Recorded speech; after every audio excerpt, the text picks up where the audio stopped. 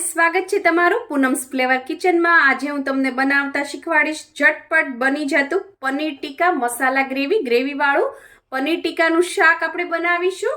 પનીર ટીકા બહુ જ અલગ અલગ રીતે બનતા હોય છે, બાર્બેક્યુ સ્ટાઇલમાં બી બનતા હોય છે, પણ આજે આપણે એક સબ્જી બનાવવાના છીએ। એના માટે મેં અહીંયા 200 ગ્રામ પનીર લઈ લીધું છે અને એના આ રીતે ચોરસ ટુકડા કરી લીધા છે। હવે આપણે એને પહેલા મેરિનેટ કરવાનું છે, એટલે એની અંદર આપણે નાખીશું દહીં। હું અહીંયા 2 ચમચી જેટલું દહીં લઉં છું। દહીં છે આ રીતે થીક હોવું જોઈએ, પાણીવાળું બહુ ના હોવું જોઈએ અને છે થોડું મોળું હોવું જોઈએ। ખાટું હશે તો શાક ખાટું થશે।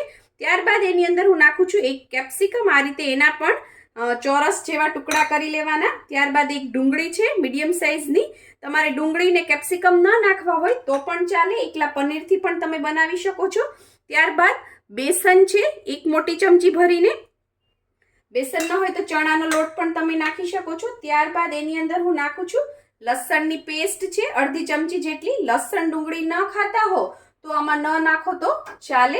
ત્યારબાદ આપણે એની અંદર નાખીશું 2 ચપટી જેટલી હળદર। ધાણા જીરું પાવડર નાખીશું આપણે 1 ચમચી જેટલું। ત્યારબાદ લાલ મરચું નાખીશું, હું અહીંયા 1 ચમચી ભરીને નાખું છું, તમે જેવું તીખું ખાતા હોય પ્રમાણે નાખવું। થોડું હું કાશ્મીરી લાલ મરચું નાખું છું કલર માટે।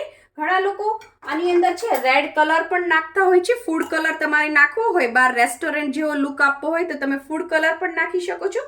મીઠું નાખીશું, મીઠું અત્યારે આપણે જેટલું પનીર લીધું છે એના ભાગનું જ નાખવાનું છે, ગ્રેવીનું આપણે અલગથી નાખીશું। ત્યારબાદ આ બધી વસ્તુને છે હાથેથી સરસ આ રીતે છે મિક્સ કરી દેવાનું છે, જેથી બધું સરસ એના ઉપર કોટ થઈ જાય। આ રીતે તમે જોઈ શકો છો, બહુ નહીં મસળવાનું, નહીતર પાણી રિલીઝ થશે। આમ તો ચણાનો લોટ છે એટલે બધું એબ્ઝોર્બ કરી લેશે। તમારી પાસે જેટલો ટાઈમ હોય એટલી વાર તમે આને મેરિનેટ કરી શકો છો। તમે વધારે કરો 1-2 કલાક તો વધારે સારું રહેશે, અને તમારે ઇન્સ્ટન્ટ બનાવવું હોય તો 10 મિનિટમાં તમે આને રેસ્ટ આપીને તરત ઇન્સ્ટન્ટ પણ બનાવી શકો છો। વધારે વાર રહેશે તો ફ્લેવર એટલા અંદર રિલીઝ થશે, એબ્ઝોર્બ થશે પનીરની અંદર। બધું સરસ આપણે મિક્સ કરી દીધું છે। હવે આપણે આને મેરિનેટ કરવા માટે ફ્રીઝમાં મૂકી દઈશું। ફ્રીઝ ના હોય તો તમે બહાર કોઈ ઠંડકવાળી જગ્યાએ પણ તમે મૂકી શકો છો। મેં આને પોણી કલાક જેવું ફ્રીઝમાં રેસ્ટ આપ્યો તો, મેરિનેટ થવા દીધું હતું। ત્યારબાદ હવે શું કરવાનું છે, કાં તો કોઈ તમે કઢાઈ પણ લઈ શકો છો, પણ આવી લોઢી લેશો તો વધારે સારું રહેશે। એને આપણે ગેસ ઉપર મૂકી દીધી છે। ત્યારબાદ આપણે એની અંદર નાખીશું તેલ નાખીને સરસ બધે કોટ કરી લેવાનું। ત્યારબાદ આપણે જે આ મેરિનેટેડ કરેલા પનીર અને વેજીટેબલ્સ છે એને આ રીતે આપણે એની અંદર નાખી દેવાના છે, અને આને છે થોડાક આપણે સોતે કરવાના છે, કારણ કે સરસ ક્રિસ્પી ઉપરનું ટેક્સચર થઈ જવું જોઈએ બે બાજુ, તો એનો ટેસ્ટ છે એ ખૂબ જ સરસ આવશે। થોડા શેકી લેવાના છે, થોડા આપણે પિંકિશ જેવી ઇફેક્ટ આવે એટલું જ શેકવાનું છે, થોડું લાઇટ ગોલ્ડન બ્રાઉન જેવું થાય એટલું સરસ મેં આની ઉપર ગોઠવી દીધા છે। અને હવે હું આને આપણે શેકી લઈએ। તમે સ્લો ટુ મીડિયમ ફ્લેમ ઉપર શેકી લેવાનું, અને શેકાતા બિલકુલ વાર નથી લાગતી, બાજુમાં જ રહેવાનું। જસ્ટ 1.5-2 મિનિટ થશે ત્યાં સરસ શેકાવા મળશે, તમે જોઈ શકો છો। અને ચણાનો લોટ છે એટલે સરસ શેકાશે, ચોંટશે પણ નહીં। આપણી ઘરે કોઈ પણ સારો દિવસ હોય, બર્થડે પાર્ટી હોય, એનિવર્સરી હોય, કાં તો કોઈ ગેસ્ટ આવ્યું હોય ને આપણે બહાર હોટલમાં જઈએ અથવા ઘરે કંઈ બનાવીએ તો ગુજરાતી થાળી પછી સૌથી પહેલી પસંદ આપણી પંજાબી થાળી હોય છે, અને એમાં સૌથી પહેલું સૌનું ફેવરિટ શાક એટલે પનીર ટીકા, કાં તો ડ્રાય મગાવીએ કાં તો ગ્રેવી મગાવીએ। અને બહાર તમે જુઓ કેટલું મોંઘું મળે છે અને કેટલું અનહેલ્ધી હોય છે। ઘરે છે તમે થોડીક જ વારમાં ઇઝીલી અને ઘરની જ બધી વસ્તુથી કેટલું સરસ રેસ્ટોરન્ટ સ્ટાઇલ પનીર ટીકા બનાવી શકો છો। હેલ્ધી પણ છે અને ઇકોનોમિકલી પણ તમને કન્વિનિયન્ટ રહેશે, ખૂબ જ સસ્તું પડશે। ફેરવીને બધી બાજુ સરસ શેકી લેવાનું છે। તમે જોઈ શકો છો સરસ શેકાઈ ગયું છે। આપણે એને જો ફ્લિપ કરીએ થોડું, જો સરસ ક્રિસ્પી બધું થઈ ગયું છે। હવે આપણે એને થાળીમાં કાઢી લઈએ। જે આપણે પનીર સોતે કર્યું હતું એ બધું એક ડીશમાં મેં કાઢી લીધું છે, અને એને આપણે સાઈડ ઉપર રાખી દઈશું। જો કેટલું સરસ લાગી રહ્યું છે। અને અહીંયા એક કઢાઈ મૂકી દીધી છે, કઢાઈમાં મેં તેલ ગરમ કરવા મૂકી દીધું છે। આપણું તેલ છે એકદમ ગરમ થઈ ગયું છે। મેં અહીંયા 2 મોટા ચમચા તેલ લીધું છે, તમારે તેલ ને બટર બે મિક્સ કરવા હોય તો પણ કરી શકો છો। હવે આની અંદર હું નાખું છું જીરું, અડધી નાની ચમચી જેટલું આપણે જીરું નાખવાનું છે। જીરું ફૂટે એટલે તરત જ આપણે એની અંદર નાખવાની છે હિંગ. 1 ચપટી હિંગ નાખીશું. હિંગ નાખ્યા બાદ આપણે એની અંદર નાખવાનું છે ધાણા જીરું પાવડર નાખીશું 1 નાની ચમચી જેટલો. અને આ બધું બળે નહીં એનું ધ્યાન રાખવાનું છે. ત્યારબાદ આદુ લસણની પેસ્ટ છે 8 થી 10 કળી લસણની હતી અને 1 ઇંચ ટુકડો આદુનો હતો એ મેં નાખી દીધા છે અને એને પણ આપણે સરસ મિક્સ કરી દઈએ. આ બધું સરસ સતળાય એટલી વાર. એની સાથે સાથે જ હજી આપણે એની અંદર બીજા મસાલા પણ કરી દઈએ. આપણે એની અંદર નાખવાની છે હળદર 5 ચમચી જેટલી. બહુ હળદર નહીં નાખવાની. પંજાબી શાક છે એનો કલર છે થોડો ઓરેન્જ જેવો હોય છે એટલે બહુ હળદર નહીં નાખવાની. ત્યારબાદ એની અંદર નાખું છું કસૂરી મેથી 1 નાની ચમચી જેટલી. આનો સ્વાદ છે ખૂબ જ સરસ આવે છે. એને પણ આપણે સરસ મિક્સ કરી દઈએ અને એની સાથે જ હવે આ બધું સરસ સતળાઈ જ ગયું છે કારણ કે તેલ આપણું બહુ ગરમ થઈ ગયું હતું એટલે. ત્યારબાદ એની અંદર નાખું છું હું ડુંગળી અને ટમેટાની ગ્રેવી છે. મેં 1 મોટી ડુંગળી લીધી હતી. તમે મીડિયમ સાઇઝની લો તો 2 લેવાની. અને 1 ટમેટું લીધું હતું. ટમેટાના છે વચ્ચેથી બીજવાળો ભાગ કાઢી લીધો હતો કારણ કે છે ખાટું ન થઈ જાય એના માટે. કારણ કે આપણે આમાં ઓલરેડી દહીં નાખેલું છે. જો ટમેટા વધારે પડતી વચ્ચે બીજનો ભાગ નાખશું તો શાક ખાટું થઈ જશે. તમારે એકલી ટમેટાની ગ્રેવી કરવી હોય તો પણ કરી શકો છો. તો ડુંગળી નહીં નાખવાની.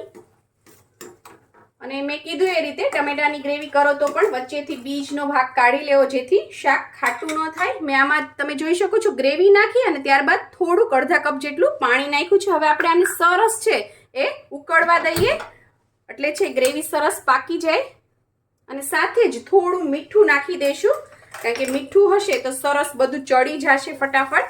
આપણે છે પનીર મેરિનેટ કર્યું એમાં પનીરના ભાગનું નાખેલું જ છે એટલે અત્યારે ઓછું નાખવાનું, ગ્રેવીના ભાગનું જ નાખવાનું.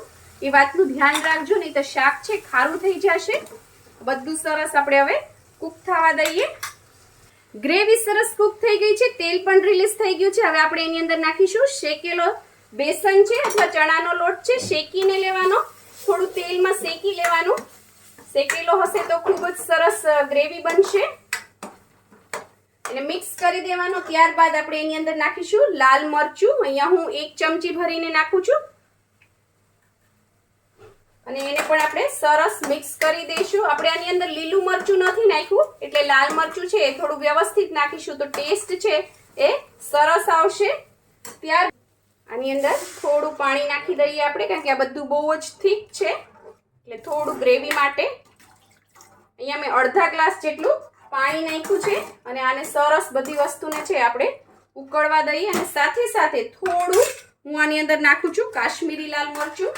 ઓપ્શનલ છે, તમારે ન નાખવું હોય તો ચાલે પણ આનાથી કલર છે ખૂબ જ સરસ આવશે. અથવા તમે મેં પહેલાં કીધું એ રીતે ફૂડ કલર પણ તમે નાખી શકો છો. થોડું નાખશું અને એને પણ મિક્સ કરી દઈશું. અને સાથે સાથે હવે આપણે જે આ પનીરના ટુકડા કર્યા છે એ પણ નાખી દઈશું કારણ કે ગ્રેવી આપણી ઓલરેડી પાકેલી જ છે ને બહુ પકાવવાની જરૂર નથી. આ બધું પનીર કેપ્સિકમ બધું આપણે આની અંદર નાખી દઈએ અને ગ્રેવી પણ સાથે સાથે કૂક થતી જશે અને પનીરમાં પણ બધા મસાલા છે એ સરસ વળી જશે. બધું સરસ કૂક થઈ ગયું છે. ગ્રેવી આપણે જોઈએ એટલી સરસ થીક થઈ ગઈ છે. હવે આપણે આની અંદર નાખવાનું છે લાસ્ટમાં ગરમ મસાલો પાવડર નાખવાનો છે. તમે કલર જુઓ કેટલો સરસ આવ્યો છે. ગરમ મસાલો છેલ્લે જ નાખવાનો જેથી કલર છે એ સરસ આવે. મેં અડધી નાની ચમચી જેટલો નાખ્યો છે. અને સાથે જ જો તમારી પાસે બટર હોય તો બટર નાખી દેવાનું. બટર ન હોય તો તમે ઘી નાખી શકો છો 1 ચમચી જો પસંદ હોય તો. નહીતર બટર જરૂરથી નાખજો, ખૂબ જ સરસ લાગે છે. અને આ મેં નાખ્યું છે ચીઝ છે, રફલી થોડું ક્રશ ચોપ કરી લીધું છે. 1 ક્યુબ છે, જો હોય તો નાખવાનું. ચીઝ ટોટલી ઓપ્શનલ છે, જો નાખશો તો ખૂબ જ સરસ બનશે શાક. આ બધું સરસ મિક્સ થઈ ગયું છે. ઘણાને છે આવી થીક ગ્રેવી પસંદ હોય છે, આવી કોટ થઈ જતી હોય ક્યુબ્સ ઉપર. એવી તમને આવી પસંદ હોય તો આવી રાખવાની. અને તમારે થોડી વધારે પાતળી ગ્રેવી પસંદ હોય તો થોડું પાણી નાખી દેવાનું. એમાં થોડું કમથું જ પાણી નાખ્યું છે. 1 ઘૂંટડો આપણે પાણી પીએ એટલું જ. તો સરસ બધું થઈ ગયું, જોઈ શકો છો તમે. ગ્રેવી સરસ આપણી બની ગઈ છે. ને ફરીથી થોડી વાર કૂક કરી લઈએ. ગરમ મસાલો નાખ્યા પછી આને 1 જ મિનિટ ધીમી આંચ ઉપર આપણે કૂક થવા દીધું હતું. તેલ સરસ રિલીઝ થઈ ગયું છે. કલર એકદમ રેસ્ટોરન્ટ જેવો જ આવ્યો છે. ટેસ્ટ પણ એવો જ છે. જરૂરથી ઘરે બનાવજો.